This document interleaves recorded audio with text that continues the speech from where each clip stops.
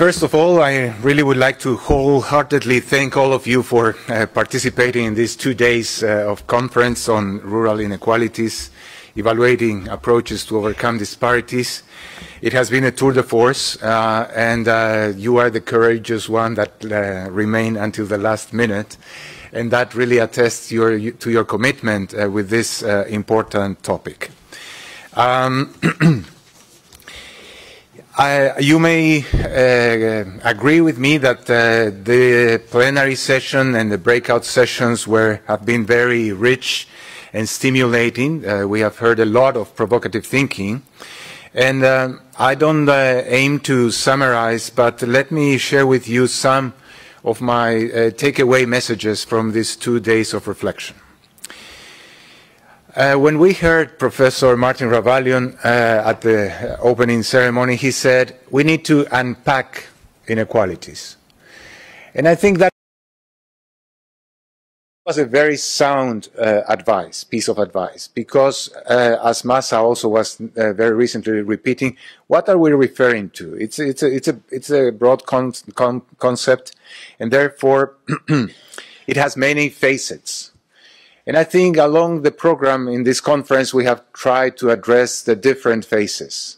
We had this 4R approach to trying to see what is going on in terms of the use of resources, the resilience that vulnerable groups have towards addressing better their development challenges, the relationships that exist even in between generations, and also the rights that vulnerable groups of people do have or may exercise or may not exercise.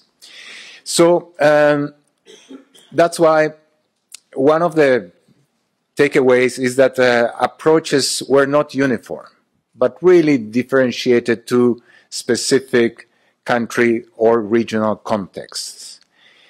And for those, initial conditions are very important.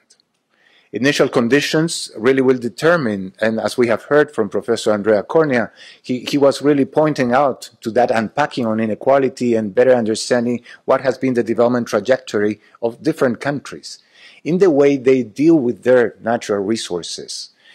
Land, the way the land has been distributed even before development interventions is of paramount importance in terms of addressing inequalities in the rural area. And then we need to understand history in those countries to see how these resources were addressed. But we have also heard during these 2 days that reducing inequalities depends on policies.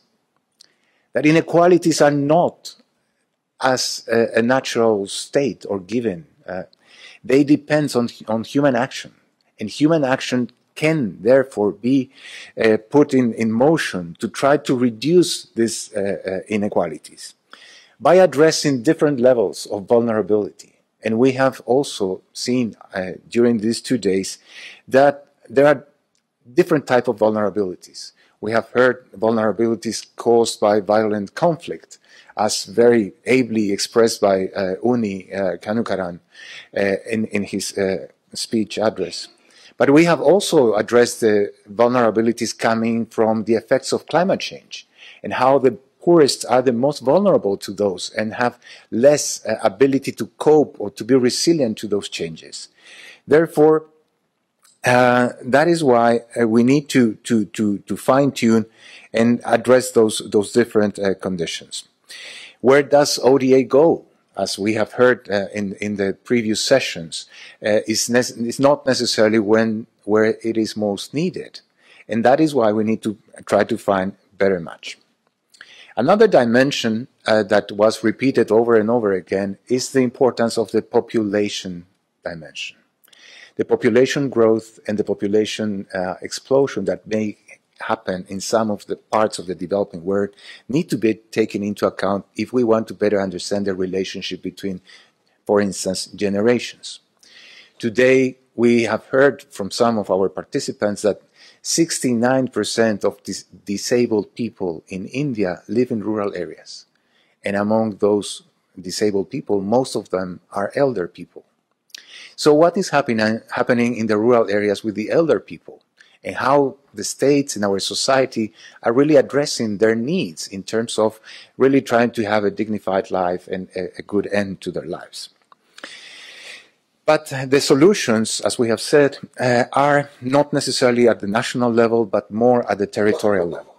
And that the Minister of Indonesia has given us a brilliant example of how the partnerships at the local level, with the local authorities, with the local communities, but together with the national government in ministries of agriculture, ministries of public works, plus the financiers of those development projects, could really address the issue of having more economies of scale, and at the same time focus production assets that may help the poor overcome their situation and reduce the inequalities in the rural area at the village level, as expressed by the case of Indonesia. But we know that there are many other countries who are addressing this issue.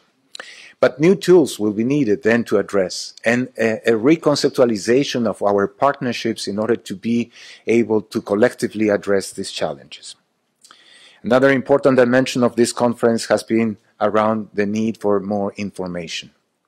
And on data, more data transparency, and that data transparency should necessarily cover not only the national, but only the subnational level. We have heard some sober pictures from our colleagues from UN Women, but was argued by others saying, nevertheless, there has been great progress. And indeed, we see that information is now more readily available, information that in the past was very expensive to obtain or that was not easily accessible to everybody. Now it is available. Now it's a matter of trying to harmonize the use of all these sources into a more focused way to improve the effectiveness of our development actions. Finally, as illustrated by the last session, monitoring and evaluation needs to adjust itself by the use of mixed methods, by really incorporating and transitioning from this linear thinking toward more complex ways of thinking, and by refining our framework of analysis. But I won't try to summarize the last session since it is very fresh on your memory. So, all in all, I am very convinced that this conference has been very timely. And the diversity of our approaches allowed us to have a dialogue and a conversation that went across disciplines, across institutions, across different sectors, and we are very proud and grateful to all of you for having participated. Let me show you a very brief example of the richness of this conference. All these partners have been part of it. Kathy Farnworth, University of Roehampton, London, IPAC, A-Data, Nestlé, Médecins Sans Frontières, World Bank, ECLA, Cargill, Farm Drive, Università di Firenze, and so on and so forth. All of you, also the ones who didn't come with an institutional accreditation, but on a personal capacity, have contributed to this debate. And I think we have enlarged our perception, our understanding of inequalities, and the pressing need for action. Many of our sessions have finalized in terms of what can we take on for concrete action to address the huge challenge of inequality of our side. So before closing, I really would like to express my heartfelt appreciation, my deepest gratitude to all of you for participating, in particular to Minister Eko Putro Sanjojo, who really shared his passion and commitment to reducing inequality in his country, with Professor Martin Ravaglio, Professor Andrea Cornia, with Dr. Uni Karunakara, and all of you who participated from the Rome-based agencies and my colleagues at IFAD.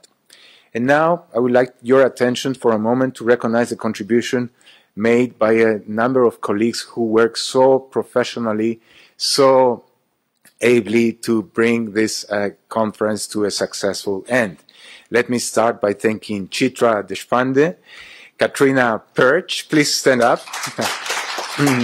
Joanne Levitan, our able facilitator, Laura Morgia, Jacqueline Souza, Manuela Galito, Johannes, and Yolanda Polo for the outstanding contribution. You have done an excellent job.